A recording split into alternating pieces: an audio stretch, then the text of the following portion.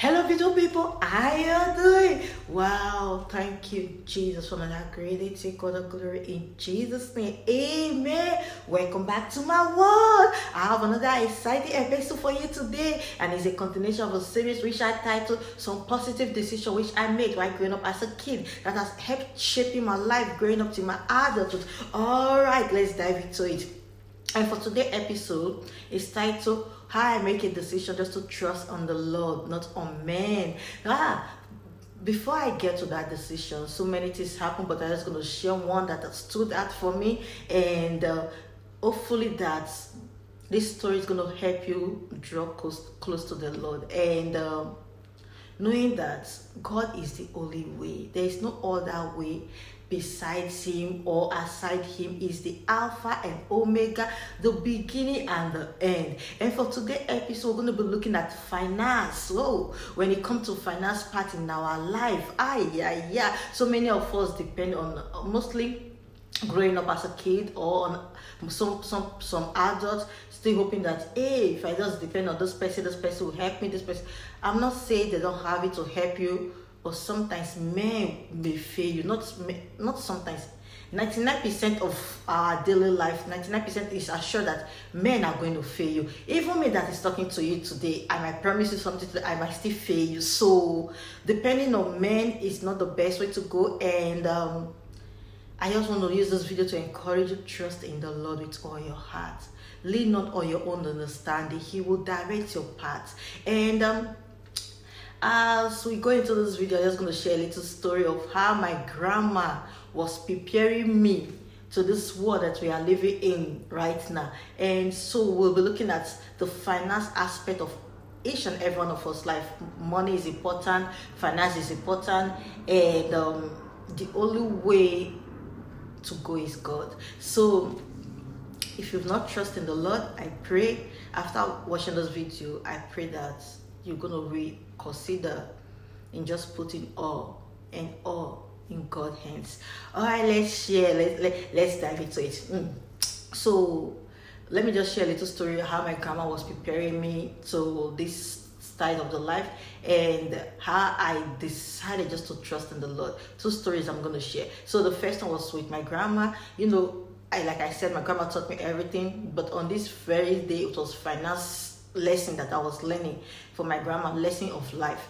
So she was sharing the story of different stories of how to go about finance. So we get to this particular to this topic where she was sharing with me like, it will be better to trust in the Lord, not on men. Like she was just sharing the story, like trust. She was like, she's encouraging me like I should trust in the Lord with all my heart, not on men. Even when men promise, they fail, but God will never fail. Then she's not sharing the story like, say, for example, man will promise you $1 billion today. Fine, he or she have it to give to you, not as if he doesn't have it to give to you. But imagine this. Maybe the person that promised you that money is on his way to you to give you that money. Know that. But on his way coming to you, then the partner, maybe the wife or the husband, called and say, darling, blah blah blah, something just happened, that there was one of their kids to the hospital and they need exact same amount that he or she is coming to give to you. They now ask me, even if the person is at the doorstep too close to your house, they should not ask me, what will you do on that situation? Then I was like, you said, if I'm the person, then she was not asking me, if I'm the person that had that money want to give to me, and what will I do? I was like, I'll run home back home to go save my family. Then he was like, exactly. That's what I'm saying. That's what I'm telling you. It didn't mean to disappoint you. It didn't mean not to give you the money, but situation happened and you have to go take care of that. They were like, oh, that was number one lesson. Then number two lesson that he said was about borrowing money or giving money out. There's a lot, but I'm just going to share this too. Then she said that another lesson, that if you are borrowing somebody money, have it in mind sometimes 99% of the time the person that you're borrowing the money might not have it to give it back. Then I was like, but he or she borrowed. It was like, yeah, we understand that he came to you for help, but sometimes when they come to you for help, instead of you giving them money that will cause trouble later, just give them money that, even if a give or not give you, is fine. That's money you can just dash.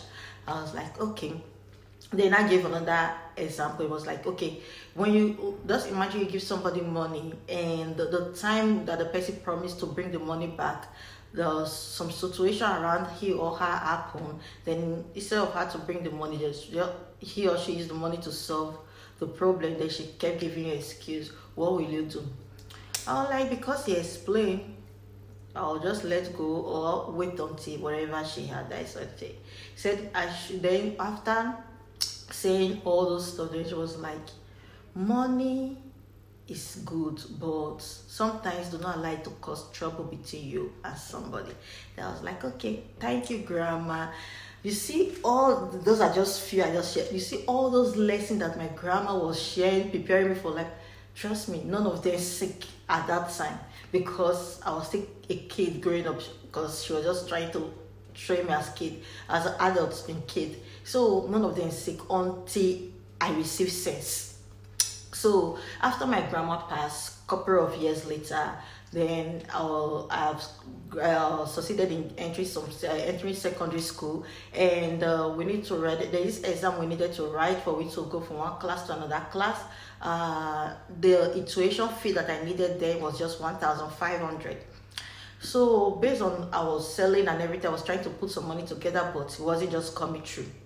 So, but on this note, on this day, this fateful day, our uncle, people for the city normally visit village, but this very day it was my uncle that visited. I was so excited. It's like God have answered my prayer. You know, when you pray for financial help, somebody to help you with this tuition money. So when my uncle visited the village, I was so happy. When he came, I was so excited to help me to take all his bag and luggage and everything. And after I finished settled, and I walk up to him and tell him that I'm in JSS2 now, but we need to write some exam. BJSS3, we need to write exam to go to the next class. Then the school needed to pay 1,500. They was like, no worry, that's fine. I'll give you the money. And I said, okay. So because of that assurance and that guarantee, I was happy doing all the hard choice, doing even the one that he didn't ask me and the one that he asked me. I was so happy because there was a guarantee that finally I'm going to pay for my tuition. I'm going to pay for this exam. But so my greatest wake-up call was the day he was leaving. I noticed that he shared money around everybody around me, like, so even the people that did not ask and the one that did not need it, everybody around me received goodbye money that day. I wasn't receiving a dime, so I summoned courage and I walked up to him and I told him, sir, uncle, I told you about the situation fee, this, that. Then my uncle looked straight into my eyes and he said, I should go and write a letter that he will help me to deliver it to my dad when he gets to the city.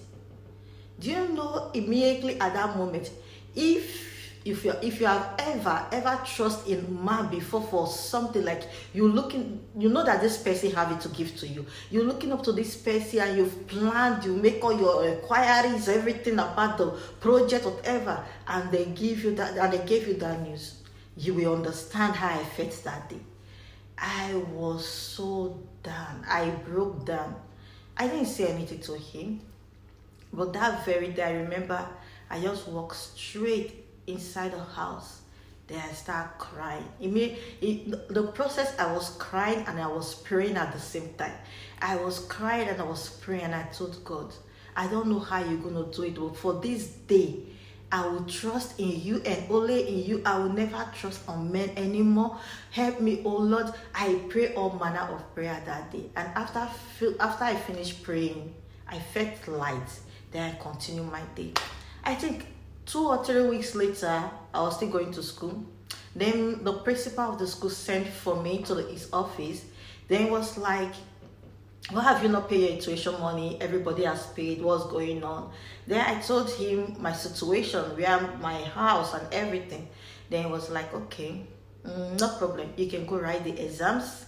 because the exam is like the next day or every day. So you can go write the exams. I'll pay for the exam for you.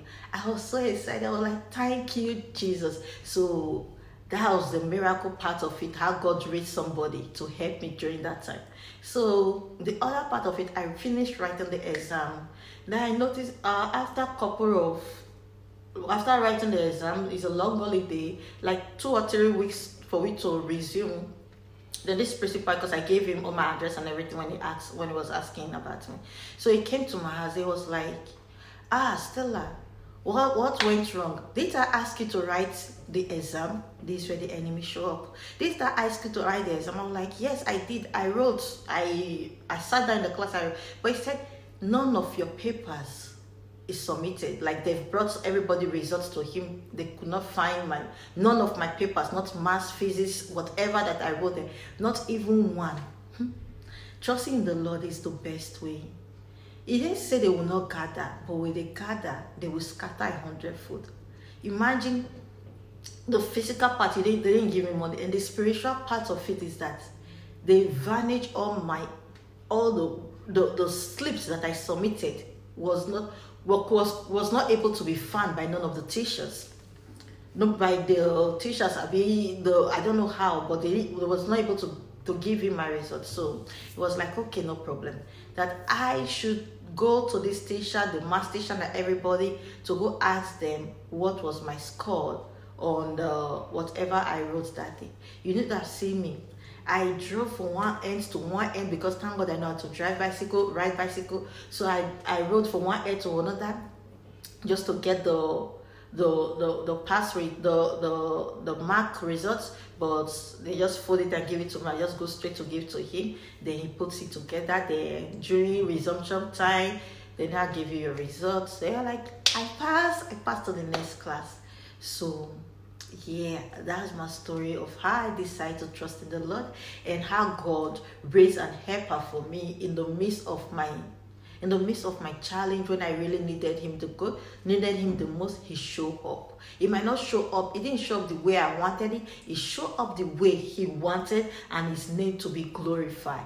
And even when the enemies find a way to try to stop me, not for me to still not to write that exam or finish writing the exam, to disappear my slipped, God still show up for me. So all I'm trying to say is that God is the way. I just pray that this little story will draw you close to God. He is the Alpha and Omega. See, God is the only one that cannot disappoint you on this planet Earth. Men will do back. Men will disappoint you. There is no that, but God.